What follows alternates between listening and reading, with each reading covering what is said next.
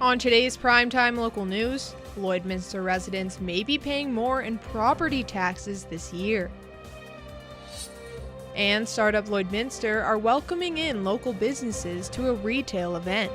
One of the things that we decided to do to support our new and up-and-coming businesses is to provide a pop-up retail. Plus, the Lloydminster Bobcats and Elite Hockey Division have partnered up.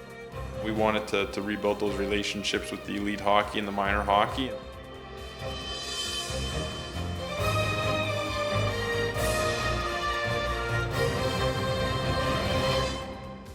Primetime local news, serving the Lakeland and Midwest regions. These days, the cost of almost everything is going up, and that includes taxes. Lloydminster residents may be paying more in property taxes this year as council discusses a mill rate increase. The proposed 2022 mill rate is up to close to 2% from the year before. The city says the increase is needed to ensure the city continues to provide necessary services. The mayor says, like everyone else, the city is seeing higher energy costs, and Lloydminster is facing a 42% reduction in grants from both provinces. The RCMP salary increase and back pay negotiated by the federal government was also a new major expense for the municipality. The RCMP is a 4% increase in overall operating costs of our protective services team. So that's huge and across the city. So by keeping our tax rate below that, tax increase just below the 4%, I think we've made big strides. Council was presented information to show how Lloydminster's new mill rate would compare to other communities in Alberta and Saskatchewan, with Lloyd sitting near the middle of the pack. The mayor says while the mill rate is going up, not all residents will be paying more. You've completed renovations and the value of your home has gone up from the assessment perspective, you'll see a slight increase in taxes. If your home stayed the same, there's still a slight increase, but it'll be more if you had increased renovations. And depending if your assessment went down, which some did go down across the city, you'll see potentially no tax increase. The new mill rate still isn't final. Council is expected to make the final vote on the bylaw on May 30th, with tax notices being mailed June 10th. Startup Lloydminster is looking to give local retailers a chance to pop at their upcoming retail event. Throughout the pandemic, more people have come up with home businesses or online stores, and Startup Lloydminster wants to give those a space to feature their products. A lot of businesses are still only offering online if they're starting out their business. Obviously, farmers markets are a great way for people to get out there, but people are excited about being able to come. This is a pretty phenomenal space, and so to be able to come and collaborate with other businesses with similar customers on Saturdays, I think will be a really neat opportunity. The pop-up shop starts Saturday, May 28th. Startup Lloydminster encourages residents to come out every week and shop.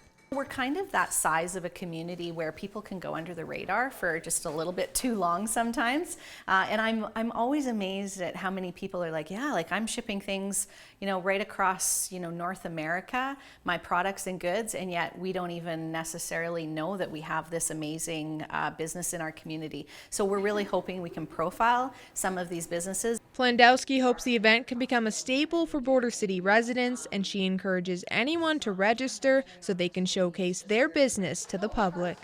They can go actually onto our website, which is just startuployd.com, and we've got a form on there for pop-up retail that they can just submit a request. It's basically running every Saturday that we can find vendors to come in, and we're hoping to really make that full retail experience. The pop-up retail event will run from 11 a.m. to 3 p.m.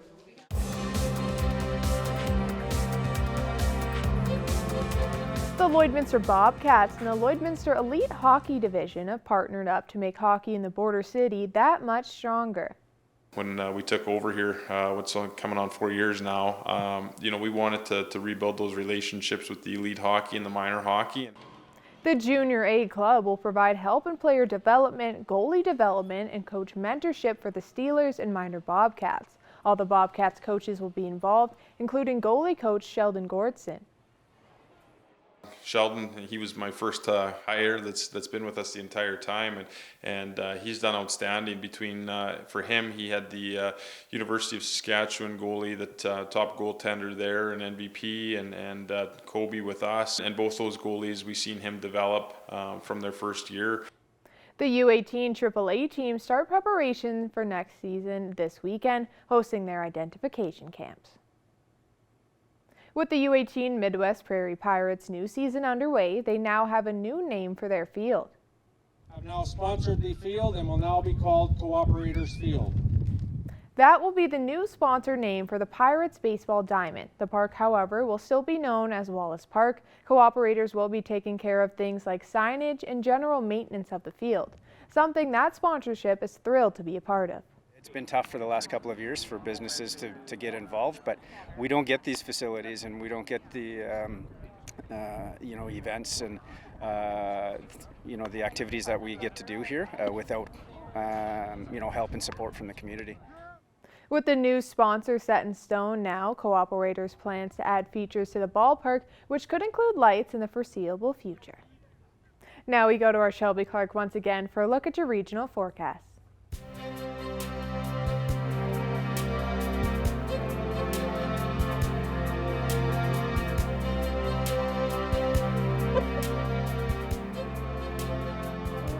Thanks so much again, Ms. Jasmine King. Now taking another look at your weather forecast, we'll be checking out the central zone of our provinces here. We are seeing some nice warm temperatures at those double digits. Cold Lake is even reaching that 20 mark. It is 19 in Edmonton, while most spots are seeing 17 degrees at the moment. 16 over in Rocky Mountain House, and Jasper is just at 14.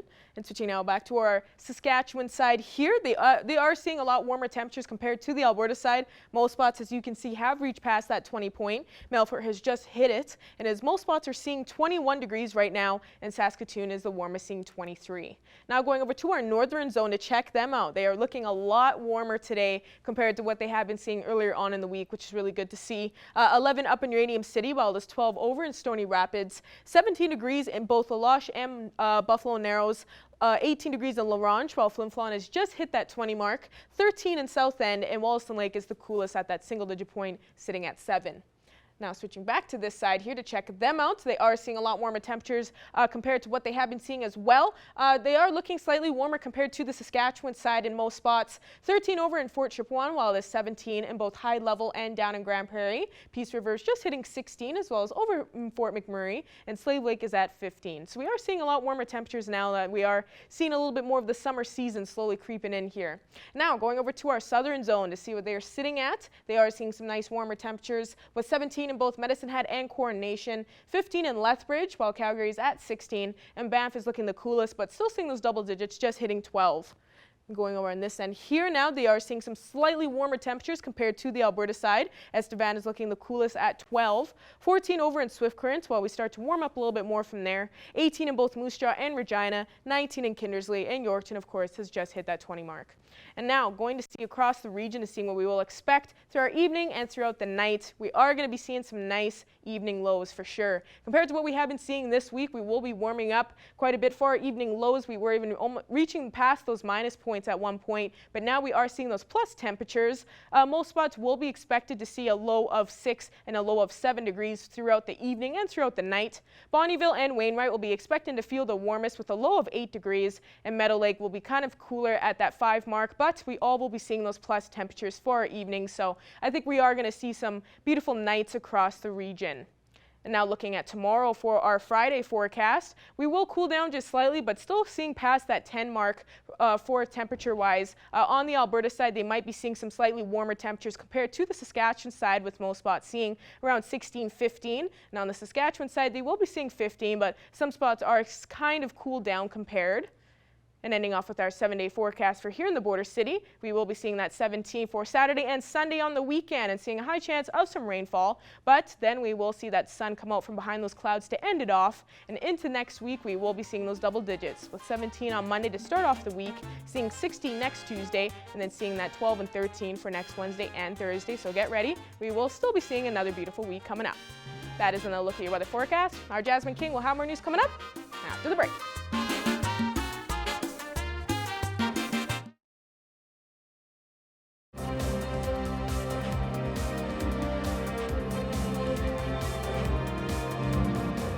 Today we are joined with Mark Oden with Stars, and we are speaking on the annual Stars Lottery, which has officially launched today in Saskatchewan. Thank you so much for taking the time to speak with us today, Mark. Thank you. Now, starting off, can you kind of give an understanding of what the lottery is for Stars, just for people that may not be aware of what this helps with in Saskatchewan? Well, it's our largest fundraiser of the year, so it's really, really important to keeping our operations going so that we can perform life-saving missions across the province. The province of Saskatchewan generously provides 50% of our funding every year, but that still means that we need to raise $10.5 million every year from individual and community support, corporate donations, and fundraisers. And the lottery is our largest fundraiser, so it's very important.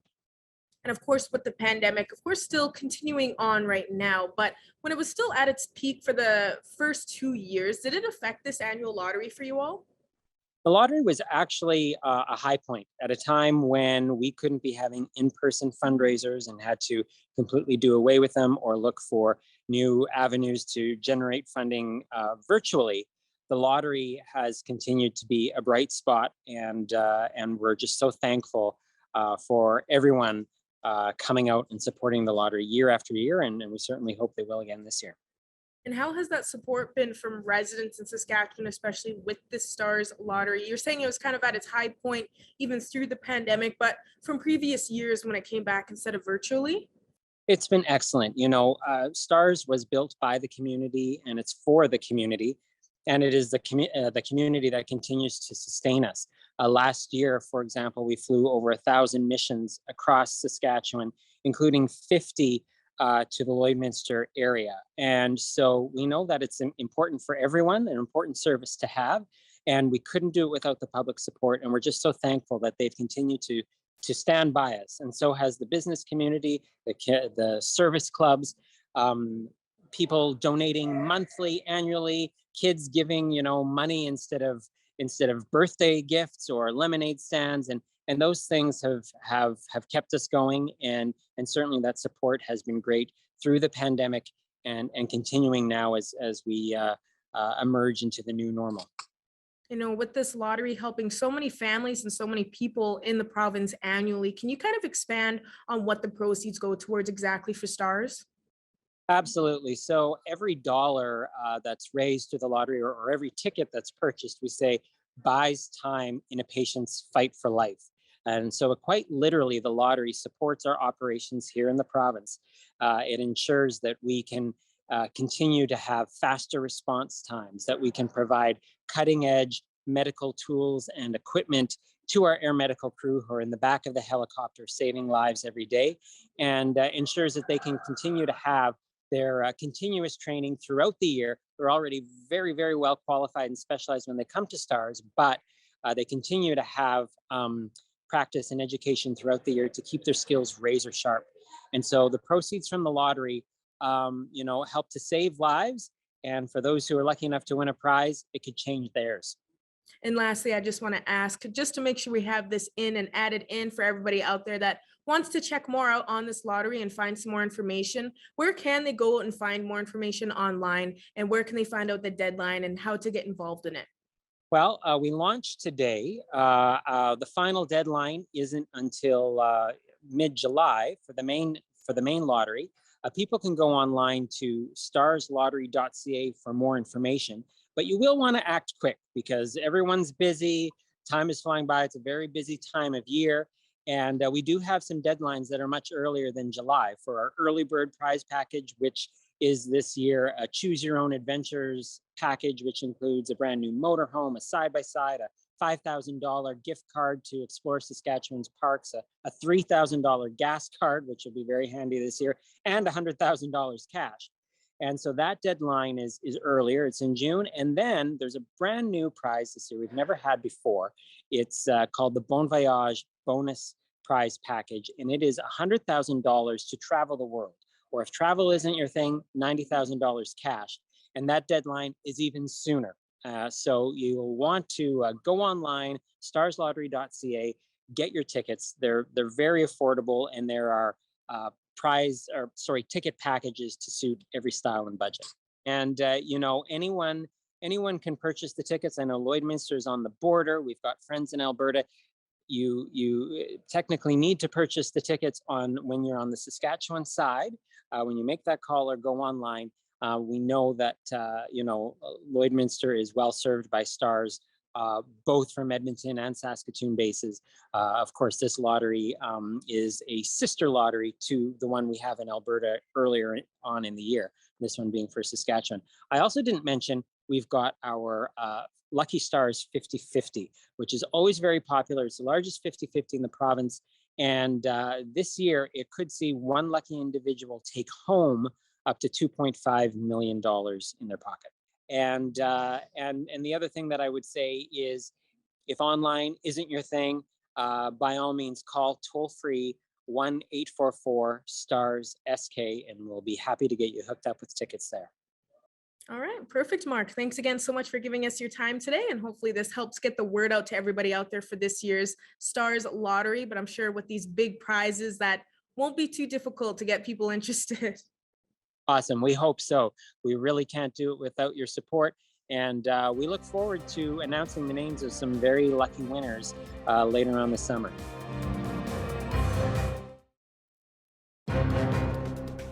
Furniture set and design supplied by Furniture Gallery and Furniture House, downtown Lloydminster. I'm happy to be joined today on Primetime Local News by Royal Wood. Royal, you're coming to Lloydminster here soon. Thank you so much for speaking with us today.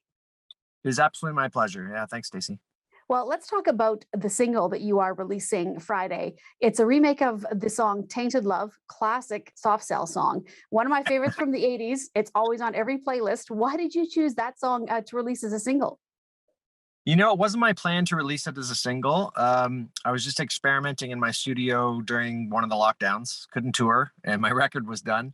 And I was just making music for the sake of making music. And I ended up messing around with that song, and I fell in love with it. And then it just took on a life of its own. The publisher heard it, the label heard it, and I was like, you should put this out into the world. So here we are. Can you give us a little bit of a hint? Is it basically staying true to the original, or did you put your own twist on it? Oh, I put my own twist on it. Yeah, I wouldn't have put it into the world if it wasn't at least genuinely me. But of course, I also tipped my cap and made sure that I still respected the original. Well, tell me about the tour that you're on now. How many dates are you doing, and is it a cross Canada tour or just a smaller tour? How many venues are you playing? Yeah, this is very much a rural Saskatchewan tour with a couple Alberta dates near the end. It's 17 or 18 dates across Saskatchewan and into Alberta, and it was something that actually was scheduled before the pandemic happened in 2020, and it just took us this long to finally get it to happen, get the doors open, which was perfect timing because now I have a new record coming this fall, and all the proper touring with the band and crew will happen, including, headlining Massey Hall and National Arts Center and stuff. And this just gives us a chance to get our sea legs back. That's for sure. Well, let's talk about playing now. How is it different than before the pandemic? Is it a lot, more regulations and such, or are you kind of basically almost back to normal? No, definitely not back to normal. Certainly all the venues have still pretty strict protocols, masking with crew, and some of the venues still have like vaccine proof of passport, or at least like negative COVID test. Depends on the city and their rules. We're definitely traveling in a bit of a bubble and staying that way. And I definitely don't go to the merch table after the show like I usually would, because normally I'd mingle, with hundreds of people and take photos and sign things and all that kind of stuff. But my wife and I just had our second child. We've had 2 kids in the last 2 years. George is only 2 months old, and obviously he's not vaccinated, and he hasn't had COVID or anything yet. So we're trying to keep everyone safe and just doing our best. Well, tell me about the record you talked about that's going to be coming out here. I guess old school, I'm saying record, but not quite the format that everybody uses these days. But what can we expect when that's released? Well, I'm glad you said record, Stacey, because I still am a firm believer in the power of the album. And I definitely set out to make a record, and I didn't set out to make a single. So this is very much a record from start to finish. And it's, 12 songs, and that's the way I wanted it. I wrote majority of it myself, but I wrote and recorded it all over the world, in the UK and Los Angeles, a bunch of stuff in Toronto, some stuff in Montreal, but also had the privilege to write with an artist producer in Los Angeles named Linda Perry, who's done a lot of huge hits for people, as well as a guy named Jamie Scott out of the UK, who's also done ridiculous hits. And if you look up their credits online, it'll kind of blow your mind. So it was a lot of fun to work with them, and as well as I worked with a guy named Marcus Paquin, who worked with the National and a few other bands that I absolutely love out of Montreal. So it was a labor of love for 2 years during the pandemic, and I did some remotely, and I traveled as much as I could, and I'm just proud to have it done. Well, you're going to be here in Lloydminster on May 16th. So will we get a taste of some of the things that are songs that will be coming out on that record, or are you keeping that hush hush, most of them, until it's actually fully released? That ended up being really the purpose of this tour, and why I ended up pushing it to now and scheduling it this far out before the record, is it gives me a chance to try new songs and, you know, work on the banter and the stories and just the feel of it and the pace of it and set list. And I'm definitely playing new songs that will be on a record that no one's going to hear for a while. So that's actually why we called the tour the Behind the Curtain Tour, because I'm just letting people in. Well, we really appreciate you speaking with us today. If anybody is looking to find out more about you and get information before the show here, what's the best way to find everything all in one place? Well, everything social media is at Royal Wood. And then if you go to the website, which is royalwood.ca, then everything's listed there. You can see where to find me everywhere on socials, as well as the tour dates and all the upcoming news, etc. Great. Well, thank you so much for chatting with us, and we look forward to seeing you here on the 16th. Thanks so much, Stacey. Ending off with taking another quick look at your 7-day. We will be seeing those double-digit temps continue on for our weekend here, so get ready. We will see some warmer temperatures, but seeing a high chance of some rainfall, so get ready to see some showers coming up. Then into next week, we will be starting off strong with 17 on Monday and seeing that double-digit streak keep continuing through next Tuesday, Wednesday, and Thursday.